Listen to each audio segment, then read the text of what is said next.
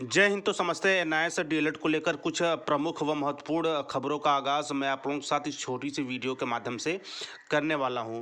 तो वर्तमान समय का सबसे बड़ा सवाल ये आ रहा है कि क्या सीटेट में एनआईएस डीएलएड अभ्यर्थी आवेदन कर सकते हैं, और उससे भी बड़ा ये सवाल कि ऐसे एनआईएस डीएलएड अभ्यर्थी जिन्होंने सीटेट क्लियर कर रखा है उनका आगे क्या।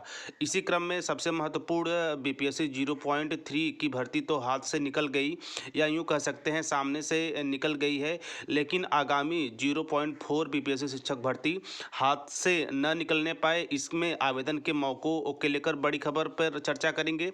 इसी के साथ साथ सबसे महत्वपूर्ण पप्पू सर के द्वारा लगातार सुप्रीम कोर्ट में केस दर्ज कराए जाने की बात कही जा रही है। अब उनके वक्तव्यों के द्वारा ही यह मालूम हुआ है कि जल्द ही केस की सुनवाई लगभग यानी कि कल वाले सप्ताह में, यानी कि सोमवार से कभी भी हो सकती है।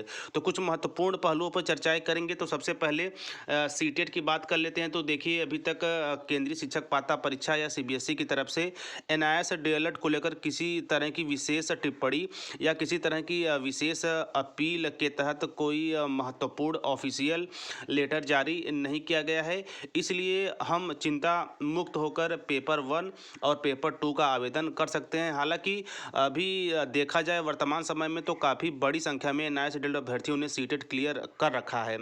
इसी क्रम में जिन्होंने क्लियर नहीं किया है अभी तक, तो वो फॉर्म डाल सकते हैं, क्योंकि सीबीएसई आप देख ही सकते हैं कि न तो एनआईएस डीएलएड अभ्यर्थियों का रिजल्ट रोकती है, ना ही आवेदन के समय किसी तरह की कोई और समस्याएं होती हैं। तो इसी क्रम में यदि मेरी व्यक्तिगत राय देखें तो आप सीटेट का फॉर्म डाल सकते हैं। और पिछली बार जिनका सीटेट फॉर्म भरा था उनका रिजल्ट भी आया है, और डीजी लॉकर से वे जाकर अपने सर्टिफिकेट को भी डाउनलोड कर सकते हैं सीटेट का। तो इसी क्रम में एक बड़ा सवाल, बाकी सीटेट के दम पर आप देख सकते हैं कि यदि आप अन्य राज्य में जाते हैं, सेंट्रल लेवल की टीचर वैकेंसीज में अप्लाई करते हैं, तो वहाँ पे सीटेट मस्ट होता है। तो आप आवेदन करके एग्ज़ाम देने अवश्य जाएँ। तो पहली ये महत्वपूर्ण खबर।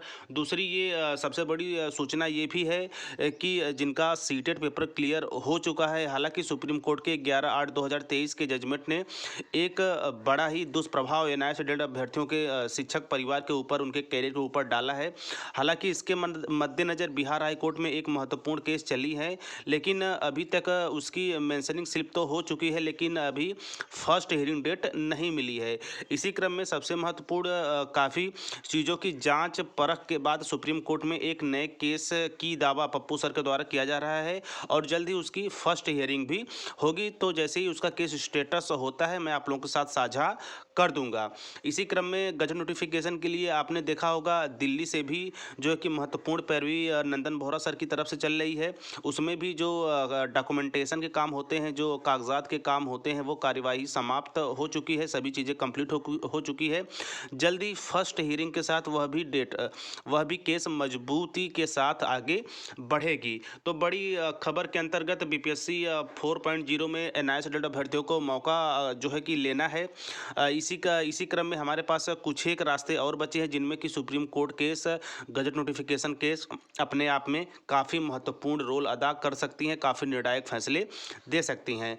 इसी क्रम में यदि अन्य राज्यों की बात की जाए, मध्य प्रदेश में, हमारे उत्तर प्रदेश में भी सुपर टेट को लेकर आयोग गठन की बात काफ़ी वर्तमान समय में चर्चाओं में बना है।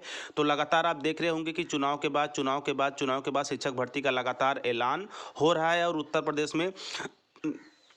उत्तर प्रदेश में शिक्षा सेवा चयन आयोग का गठन काफ़ी तेज़ी से हो रहा है। तो यहाँ पर भी लगभग बिहार की ही तरह सबसे बड़ी शिक्षक भर्ती का विज्ञापन आपको देखने को मिलेगा। तो ये एक महत्वपूर्ण क्रम ये भी रहा। बाकी झारखंड हो गए, असम हो गया, हर एक प्रदेशों में आप देख रहे होंगे कि शिक्षक भर्तियों का दौर प्रारंभ हो चुका है। इसके लिए अति आवश्यक है कि एनआईएस डीएलएड अभ्यर्थियों को या एनआईएस डीएलएड डिग्री को वैलिड जो है कि वैलिडिटी मिले, ताकि वे अपने अपने राज्य के साथ सेंट्रल लेवल व अन्य राज्यों में आवेदन करके अपनी एक सीट सेफ कर पाएँ। क्योंकि हम सभी को पता है कि एनआईएस डीएलएड जो भी अभ्यर्थी हैं उनके पास गुण की या फिर अनुभव की कमी नहीं है, और इसका जो है कि सीधा जो है कि हम प्रमाण देख सकते हैं शिक्षक पात्रता परीक्षा में, क्योंकि काफ़ी बड़ी संख्या में एनआईएस डीएलएड अभ्यर्थियों ने क्वालिफाई किया। इसके साथ साथ सीटेट की बात की जाए, फिर अपने अपने राज्य में जो आपके राज्य टेट होते हैं उसमें बात की जाए, आप सभी जो है कि क्वालिफाई हैं। इसके मद्देनज़र छोटी सी चूक कहीं ना कहीं जो सुप्रीम कोर्ट के जजमेंट के आधार पर हुई है, उसका खामियाजा वर्तमान में 14 लाख शिक्षक परिवार जो है कि भुगत रहा है। तो इसी क्रम में जो है कि जो है फर्स्ट हियरिंग के साथ जल्द ही सुप्रीम कोर्ट केस आपके सामने होगी, उसकी ये जो है कि मजबूत पैरवी प्रारंभ की जाएगी। आप देख ही रहे होंगे कि या आप अन्य चैनलों के माध्यम से भी देख रहे होंगे कि लगातार पप्पू सर जो है कि अपनी बातों को आप लोगों के समक्ष रख रहे हैं। इसी के क्रम बिहार में आप लोग देख रहे हैं, बिहार में भी जो है कि आंदोलन की पूर्ण तैयारी हो रही है और लगभग काफ़ी बड़ी संख्या में मीटिंग के दौरान जो है कि शिक्षक साथीगण गए भी थे। तो इसी क्रम में कुछ महत्वपूर्ण विषयों पर मैंने आप लोगों के साथ चर्चाएं की हैं सीटेट एग्ज़ाम को लेकर, तो आप एग्ज़ाम दे सकते हैं।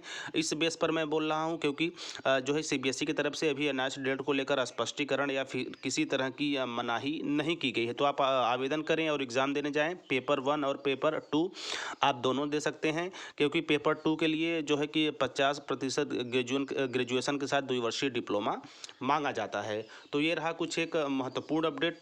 आगे अब लगातार एनआईए डीएलएड जो है कि केस में या एनआईए डीएलएड वेल्टी में काफ़ी महत्वपूर्ण जो है कि टर्न आने जा रहा है, उसके लिए भी आप तैयार रहें और प्रत्येक जो है प्रमाणित अपडेट के लिए आप टीचर प्लानिंग पॉइंट चैनल के साथ बने रहें। तो मिलते हैं नेक्स्ट वीडियो नेक्स्ट इन्फॉर्मेशन के साथ, तब तक स्वस्थ व्यस्त और मस्त रहिए।